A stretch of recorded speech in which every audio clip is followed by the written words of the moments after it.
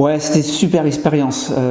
Il s'agissait de faire une animation culinaire pendant 15 jours, une animation, une période creuse du 1er décembre au 15 décembre, et j'ai décidé de faire une action sociale avec les plus démunis, avec la ville de Biarritz. J'ai réuni une vingtaine de chefs.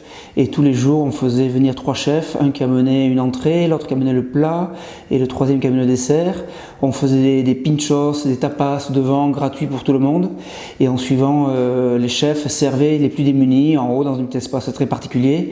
Et ça a amené une animation terrible sur toute la quinzaine. Et c'était un réel succès, je pense qu'on va le refaire dans d'autres endroits, oui.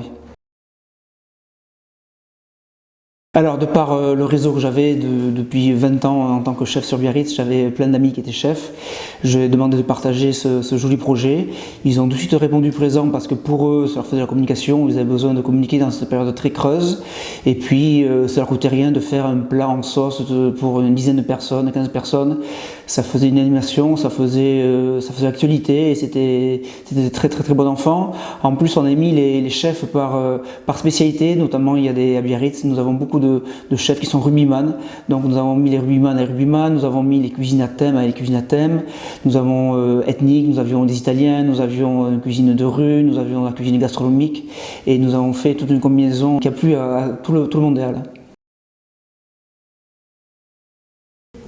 Alors le président de l'association des commerçants de Biarritz, qui regroupe 160 commerçants, a besoin continuellement toute l'année d'animation. Et cette quinzaine-là est dirigée par Serge Istek, donc, qui est le président de cette association et qui m'a sollicité pour m'occuper. C'était de s'occuper des personnes démunies. C'est un véritable métier. Ils n'acceptent pas que certaines choses qui pour nous sont évidentes, ne serait-ce que la reconnaissance. On va s'imaginer, parce qu'on leur sert à manger dans un cadre magnifique et des bons produits, on va s'imaginer nous qui vont nous dire merci, alors que certains le feront, mais la plupart ne le feront pas parce que c'est dû. Et c'est un véritable métier que de s'occuper des plus démunis.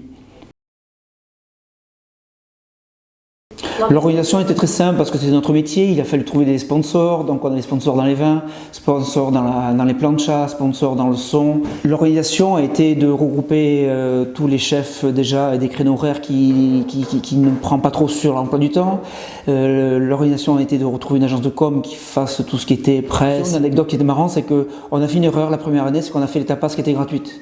Et tous les gens se jetaient dessus, et il y avait les chefs du palais qui étaient là notamment, il y avait des chefs avec de très grandes renommées qui se faisaient arracher les tapas des mains parce que c'est gratuit.